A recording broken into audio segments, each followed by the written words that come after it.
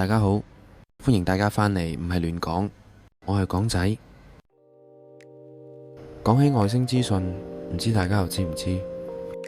喺今年嘅7月份，智利有一個專門用嚟監測小行星嘅望遠鏡，捕捉到一位超巨型嘅星際訪客 3I Atlas。科學家根據現時 3I Atlas 目前嘅行駛軌道，推算出呢一位嘅星際訪客，佢將會以高速駛向太陽系，大約12月中嘅時候就會最接近地球，而佢亦都係人類史上第3個被確認係嚟自太陽系以外嘅星際天體。目前 NASA 將佢歸類為彗星，按照行駛軌道計算，3I Atlas 將會喺26年嘅1月左右會經過地球，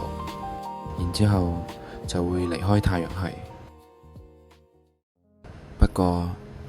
哈佛教授 R.V. Loeb 就指出，3I Atlas 係呈現咗幾個極唔尋常嘅現象，所以佢有機會未必只係普通彗星咁簡單，甚至乎有機會係一艘外星母艦。而呢幾樣唔尋常嘅現象就係：一、行駛軌跡異常精準，佢嘅行駛方向竟然同太陽系行星嘅公轉平面幾乎係完全重疊。而如果以統計學嚟計嘅話，呢一個巧合機率大約就只有0.2%。而更離奇嘅係，當 3I Atlas 經過太陽、火星、金星同木星附近嘅時候，佢嘅角度啱啱好貼住太陽方向，所以令到地球上嘅望遠鏡同埋衛星鏡頭都無法捕捉到佢嘅影像。而呢一種啱啱好避開觀測視角嘅情況，會出現嘅機率可能就直情係低至0.005%。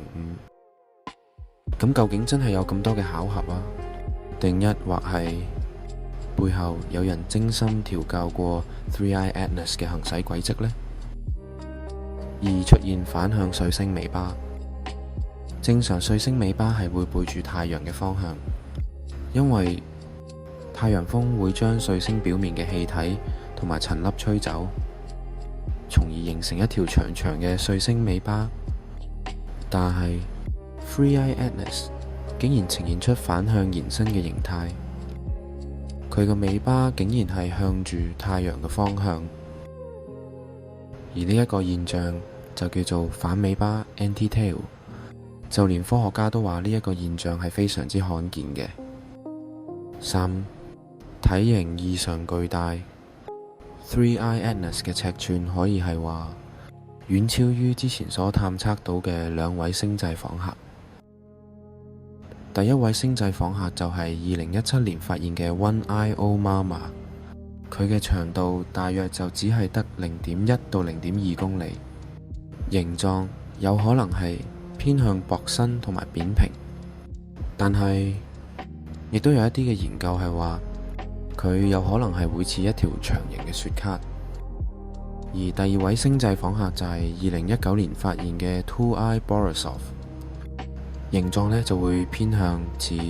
橢圓形，估計直徑大約係會有0.4至1公里。而第3位星際訪客就係今年發現嘅 3I Atlas，佢嘅外形係水滴形，而且估計佢嘅直徑上限大約會有5.6公里。相比起之前嗰2位星際訪客，咁佢就真係可以話係巨無霸級別嘅存在。4. 成分同埋比例出現異常。正常嘅彗星通常都係由冰加灰塵再加岩石所組成，就好似一個污糟咗嘅雪球咁。而當雪球接近太陽嘅時候，就會開始釋出大量嘅水汽同埋其他物質，而呢一啲嘅水汽同物質亦都會慢慢咁形成出一條長長嘅彗星尾巴。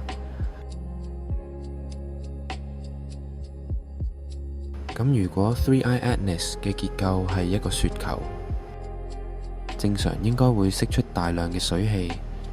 不過呢一個雪球竟然係冇釋出大量嘅水氣，反而係會以 CO2 二氧化碳為主，而水嘅比例呢，就只係得大約4% 左右。除咗咁之外，更令人意想唔到嘅係，周圍嘅氣體成分裏面，鎳嘅含量竟然係高過鐵，而呢一個比例喺自然彗星裏面係極之罕見，因為鎳呢一種金屬物質通常都會係喺高溫熔煉同埋工業過程先會出現嘅。近日點附近出現非重力加速現象。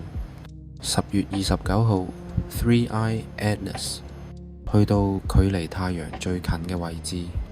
亦即係所謂嘅近日點。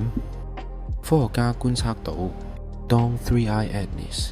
接近近日點嘅時候，佢嘅速度突然出現咗異常嘅變化，就好似係有一股無形嘅力量推動佢向前衝咁樣。除咗呢幾個不尋常嘅現象之外，根據哈佛教授 Avi Loeb 11月嘅文章指出， NASA 喺過去嘅4個星期裏面，其實仍然係未向外界公佈由火星軌道監測器所拍攝到嘅最新影像。當時 3I Atlas 只係距離火星唔夠3000萬公里，所以相片嘅清晰度係會比7月捕捉到嘅影像大約高出成3倍。相信如果我哋嚟緊睇到嘅影像係真實而又冇經過修改嘅話， 3I Atlas 嘅神秘面紗應該先可以一層一層咁被揭開。唔知大家仲記唔記得霍金生前其實係講過一個有關於外星文明嘅預言呢？咁唔知大家又仲記唔記得霍金生前其實有多次咁提醒過人類，千祈唔好主動同外星文明聯絡啦，因為如果對方係真實存在嘅話，而且又有能力穿越星際嚟到地球，亦即係代表住佢哋嘅科技一定會遠超於人類嘅水平，結果就可能會好似當年哥倫布發現新大陸一樣，對原住民嚟講並唔係出現奇蹟，反而係災難嘅開始。咁如果呢一位嚟自太陽系以外，正以高速逼近我哋嘅神秘訪客，假如有一日會喺地球上面停低，咁唔知我哋係咪會親眼見證住霍金嘅預言成真呢？唔知大家有冇留意，最近美國國會山莊舉行咗一場有關於不明空中現象嘅聽證會，而過程裏面有一位曾經參與五角大廈最高機密計劃嘅物理學家 Dr. Eric Davis， 更加係講出咗一番震撼全場嘅說話。佢聲稱有4種完全唔同嘅外星種族，而佢哋極有可能就係操控嗰一啲 UAP 嘅生物。根據英國網媒報道，呢4種嘅外星人分別係有 Greys 小灰人、Nordics 北歐人、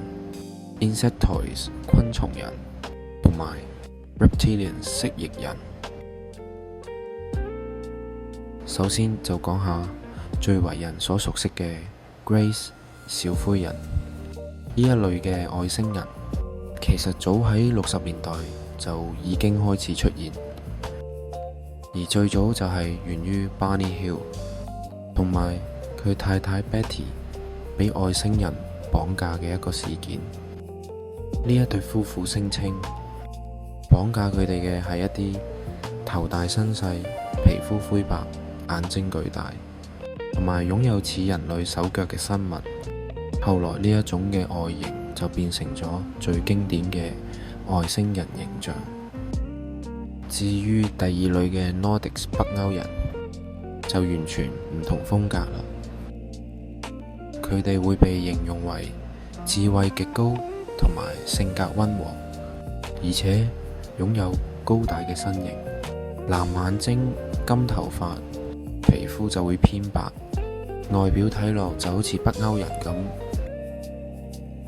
而第三類 Insectoids 昆蟲人，顧名思義，佢哋嘅特徵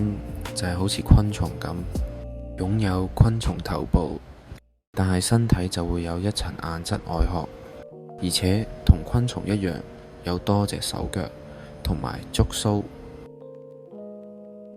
到最後嘅就係 Reptilians 蜥蜴人，佢哋擁有綠色嘅皮膚、垂直嘅瞳孔同埋變形嘅能力。根據英國作家 David Icke 嘅理論，宇宙之中呢，其實係存在住一啲會變形嘅爬蟲類外星人，甚至乎有部分其實已經係潛伏咗喺人類嘅社會裏面。